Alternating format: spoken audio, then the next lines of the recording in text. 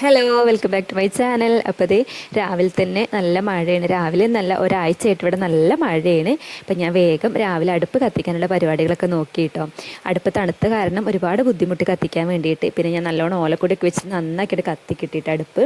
അതിന് ശേഷം ഞാൻ രാവിലെ കഴിക്കാനായിട്ട് ഇന്ന് ഗോതമ്പ് ദോശയും ചിക്കൻ കറി വെക്കാമെന്ന് വിചാരിച്ചു. അപ്പം ഞാൻ ഗോതമ്പ് ദോശയ്ക്കുള്ള പരിപാടികളൊക്കെ നോക്കി. അപ്പോൾ ഈ ഗോതമ്പ് ദോശ ഇഷ്ടമല്ലാത്ത ഒരാളായിരുന്നു ഞാൻ. അതിന് ശേഷം ഞാൻ നമ്മുടെ മിക്സിയുടെ ജാറിൽ പൊടിയും കുറച്ച് വെളിച്ചെണ്ണ ഉപ്പിട്ടൊരു മിനിറ്റ് നേരം നന്നാക്കി ഒന്ന് അടിച്ചിട്ട് ദോശ ഇട്ട് നോക്കി. അപ്പം നല്ല സോഫ്റ്റ് ആയിട്ടുള്ള ദോശ കിട്ടിയിട്ടോ. അതിന് ശേഷം ഞാൻ ഈ ദോശയുടെ നല്ലൊരു ഫാനാണ്. അതിന് ശേഷം നമ്മൾ ചിക്കൻ കറി വെക്കാനുള്ള പരിപാടികളൊക്കെ നോക്കി. അപ്പോൾ ഈ വെളിച്ചെണ്ണ ഒഴിച്ചിട്ട് കുറച്ച് നല്ല ജീരകം ഇട്ട് കൊടുത്തിട്ടുണ്ടായിരുന്നേ.